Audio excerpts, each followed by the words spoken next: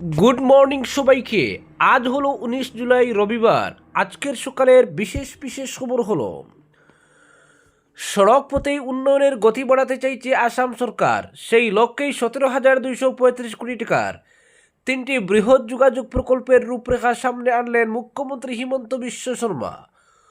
উত্তর আসামের অন্যতম ব্যস্ত সড়ককে 4 লেনে উন্নীত করা, গুয়াহাটি বিমানবন্দরের সঙ্গে শহরের দ্রুত সংযোগ গড়ে তোলা এবং ব্রহ্মপুত্রের উপর আরও একটি সেতু নির্মাণ, এই 3 প্রকল্পকেই আগামী দিনের যোগাযোগ ব্যবস্থার ভিত্তি হিসেবে তুলে ধরেছে সরকার। শনিবার সামাজিক মাধ্যমে মুখ্যমন্ত্রী জানান, 17,235 কোটি টাকার এই বিনিয়োগ আসামে এখনও পর্যন্ত অন্যতম উচ্চবিলাসী যোগাযোগ পরিকাঠামো নির্মাণের কাজ। তার কথায়, দ্রুত যোগাযোগই আগামী দিনের অর্থনৈতিক বিকাশের অন্যতম শর্ত। সেই ভাবনা থেকে এই প্রকল্পগুলিকে অগ্রাধিকার দেওয়া হয়েছে। পরিকল্পনার সবচেয়ে বড় অংশটি বাইহাটা চারিয়ালি থেকে মিশন চারিয়ালি হয়ে তেজপুরমুখী জাতীয় সড়ককে 4 লেনে উন্নীত করার উদ্যোগ। উত্তর আসাম ও অরুণাচল প্রদেশের সঙ্গে সংযোগের ক্ষেত্রে এই করিডোর অত্যন্ত গুরুত্বপূর্ণ। যানবাহনের ক্রমবর্ধমান চাপ সামাল দিতে দীর্ঘদিন ধরেই এই রাস্তা সম্প্রসারণের দাবি উঠছিল। একই সঙ্গে লোকপ্রিয় গোপীনাথ বরদলৈ আন্তর্জাতিক বিমানবন্দর থেকে জালুকবাড়ি পর্যন্ত একটি এলিভেটেড করিডোর নির্মাণের পরিকল্পনা নেওয়া হয়েছে। বিমানবন্দরমুখী রাস্তায় প্রতিদিনের যানজট কমানো এবং শহরে দ্রুত যাতায়াত নিশ্চিত করাই এই প্রকল্পের মূল লক্ষ্য। এছাড়া মরিগাঁও ও দরং জেলাকে সংযুক্ত করে ব্রহ্মপুত্রের উপর একটি নতুন সেতু নির্মাণের পরিকল্পনাও ঘোষণা করা হয়েছে।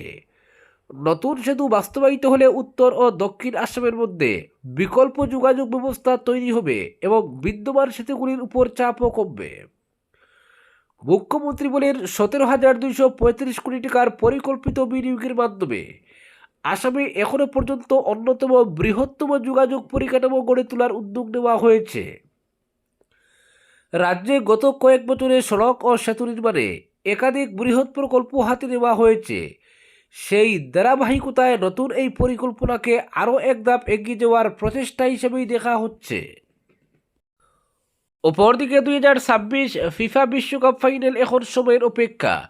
নিউ ইয়র্ক নিউ জার্সি স্টেডিয়ামে মুখোমুখি হতে চলেছে বর্তমান চ্যাম্পিয়ন আর্জেন্টিনা এবং ইউরোপের পরাশক্তি স্পেন। এই ম্যাচটি কেবল একটি ট্রফির লড়াই নয়, দুটি ভিন্ন ফুটবল দর্শনের সংঘর্ষ। স্পেনের টেকনিক্যাল মাস্টার ক্লাস এটাকি টাকা। স্পেন এই বিশ্বকাপে তাদের ঐতিহ্যবাহী তিকি টাকা বা পাসিং ফুটবলের একটি আধুনিক রূপ এটাকি টাকা প্রদর্শন করছে। নিয়ন্ত্রণ ও পাসিং, রড্রি ও পেড্রিডের মতো মিডফিল্ডাররা ম্যাচের নিয়ন্ত্রণ নিজেদের হাতে রাখতে দক্ষ। তাদের খেলার মূল মন্ত্র হলো বল পজিশন ধরে রেখে ছোট পাসের মাধ্যমে প্রতিপক্ষের রক্ষণভাগকে ভেঙে ফেলা। স্পেনের এই দলের সবচেয়ে বড় শক্তি তাদের রক্ষণভাগ। পুরো টুর্নামেন্টে তারা মাত্র একটি গোল হজম করেছে, যা তাদের অবিশ্বাস্য শৃঙ্খলার পরিচয় দেয়। পজিশনাল প্লেতে লামিন ইয়ামাল ডান প্রান্ত দিয়ে আক্রমণের মূল কারিগর হিসেবে কাজ করছেন, যার গতি ও ড্রিবলিং প্রতিপক্ষের জন্য বড় হুমকি। আর্জেন্টিনার অপ্রতিরোধ্য স্পৃহা ও মেসির প্রভাব। আর্জেন্টিনা পুরো টুর্নামেন্টে তাদের মিস্টিক্যাল ইনএভিটেবিলিটি বা অলৌকিক জয়ের নেশা দেখিয়েছে। Messi factor. 39 বছর বয়সী লিওনেল মেসি এখনও দলের প্রাণ। তিনি সরাসরি কৌশলী আক্রমণ, আর্জেন্টিনা তাদের মিডফিল্ড রোটেশন এবং উইং দিয়ে ওভারলোড তৈরি করে প্রতিপক্ষকে কোণঠাসা করে ফেলে। তার পাসিং রেঞ্জ এবং হঠাৎ গতি পরিবর্তনের ক্ষমতা যে কোনো সময় ম্যাচের মোড় ঘুরিয়ে দিতে পারে। আর্জেন্টিনা তাদের মিডফিল্ড রোটেশন এবং উইং দিয়ে ওভারলোড তৈরি করে প্রতিপক্ষকে কোণঠাসা করে ফেলে। মেসি যখন চাপের মুখে থাকেন, তখন তিনি ডিফেন্ডারদের টেনে নিয়ে দলের জন্য সতীর্থদের জন্য জায়গা তৈরি করেন। টুর্নামেন্টের তথ্য অনুযায়ী আর্জেন্টিনার অধিকাংশ গোল এসেছে 75 মিনিটের পরে। এটি তাদের অসাধারণ ধৈর্য ও শেষ মুহূর্তের জয়ের মানসিকতাকে ফুটিয়ে তোলে। বিশ্বকাপের পর্দা নামতে চলেছে এক ঐতিহাসিক ফাইনালে মেসির আর্জেন্টিনা, অন্যদিকে নিখুঁত পাসিং ফুটবলের শৈল্পিক রূপকার স্পেন। মেসির ম্যাজিক ও শেষ মুহূর্তের নাটক। আর্জেন্টিনার এই যাত্রাটা অনেকটা রূপকথার গল্পের মতো। লিওনেল মেসি যেন এক চিরতরুণ জাদুকর। 8 গোল করে টুর্নামেন্টের শীর্ষ গোলদাতা তিনি।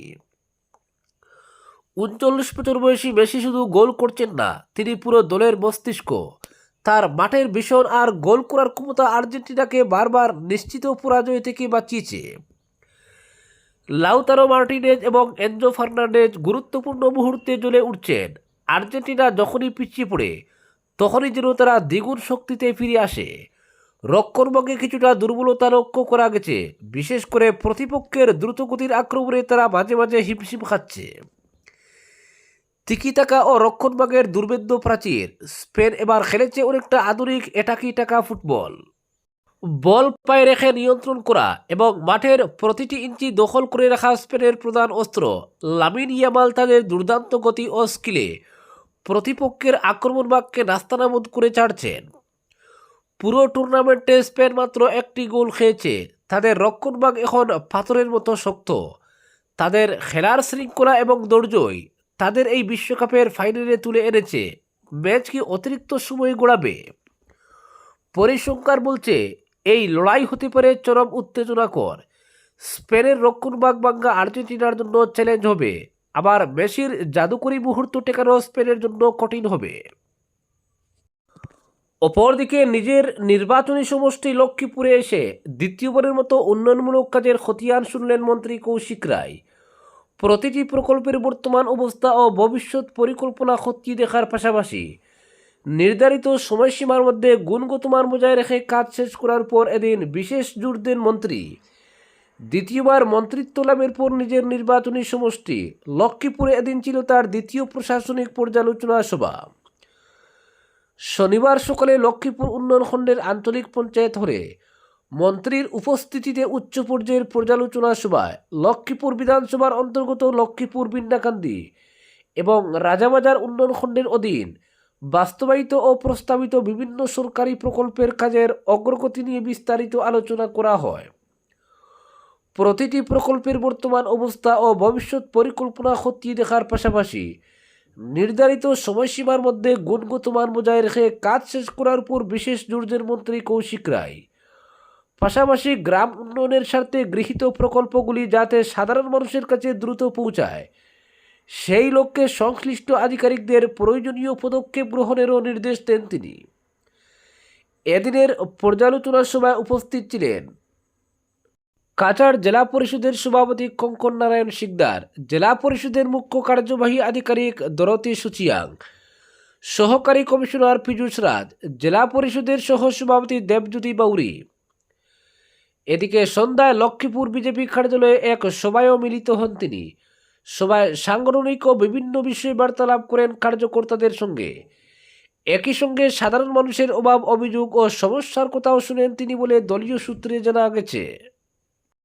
অপরদিকে গ্রাম পঞ্চায়েত স্তরে উন্নয়নমূলক কাজের গতি ত্বরান্বিত করা এবং জনকল্যাণমূলক প্রকল্পগুলির সঠিক বাস্তবায়ন নিশ্চিত করতে শনিবার পাথারকান্দি বিজেপি মণ্ডল কার্যালয়ে এক আলোচনা সভায় অংশ নিলেন রাজ্যের জনস্বাস্থ্য কারিগরি বিভাগ, পার্বত্য এলাকা তথা বরাক উপত্যকা উন্নয়ন বিভাগের মন্ত্রী কৃষ্ণেন্দু পাল।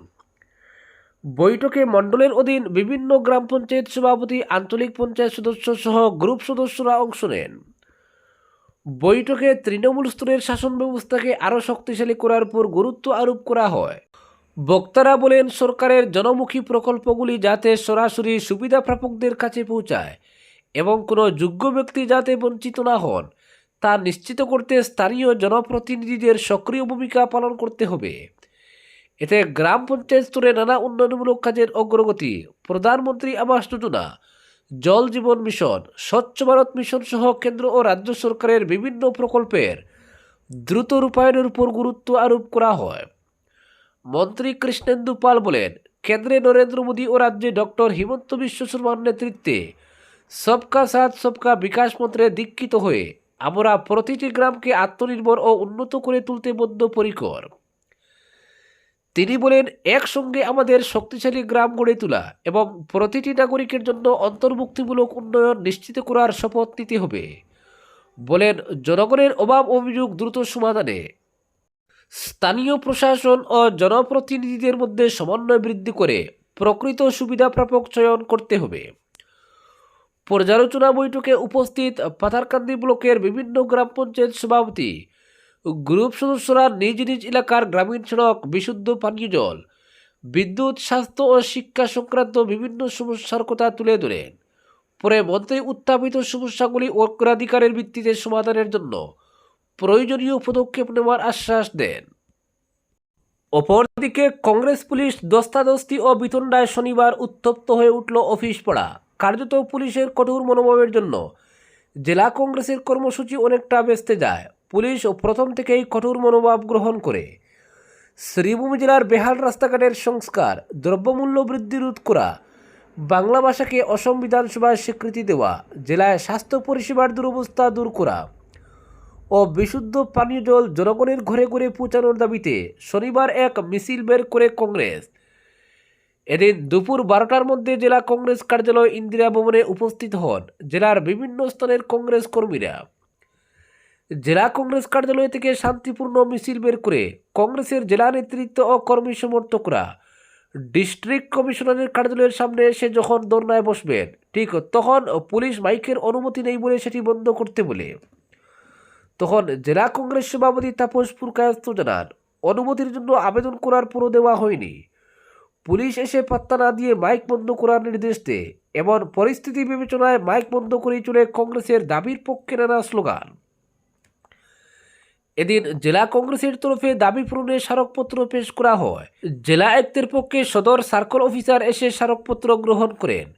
এদিকে স্মারকপত্র পেশ করার পরেই পুলিশ জেলা কংগ্রেস সভাপতি তাপস পুরকায়স্থ ও সেবাদলের চিফ সন্দীপ নন্দীকে গ্রেফতার করে সদর থানায় নিয়ে যায়।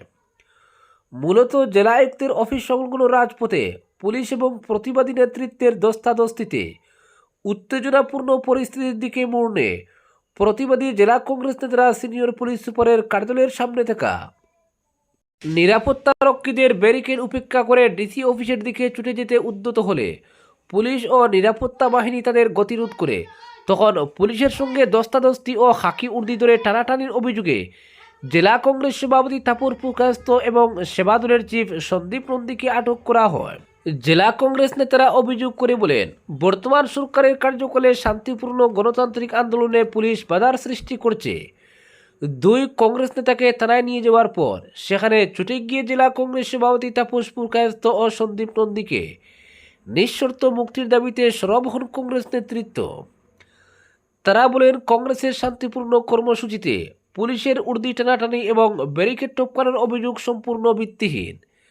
জেলা কংগ্রেসের মিডিয়া সেলের চেয়ারম্যান শাহাদুত আহমেদ চৌধুরী, আইনজীবী মমতাজ বেগম, কবির আহমেদ, শুভজিৎ চক্রবর্তী সহ অন্যরা সদর থানায় গিয়ে ওসি তরঙ্গ পাটোয়ারির সঙ্গে কথা বলেন। এদিন পুলিশের ভূমিকার নিন্দা জানিয়েছেন দলের দুই বিধায়ক জাকারিয়া আহমেদ এবং আমিনুর রশিদ চৌধুরী। তারা বিষয়টি নিয়ে গুয়াহাটি থেকে কথা বলেন সিনিয়র পুলিশ সুপার লিনাদুলের সঙ্গে। এদিন বিকেল 3:30 নাগাদ সদর থানায় পুলিশ ব্যক্তিগত মুচলেকায় তাপস পুরকায়স্থ ও সন্দীপ নন্দীকে মুক্তি দেয়। আজকের বিশেষ সংবাদ এখানেই সমাপ্ত।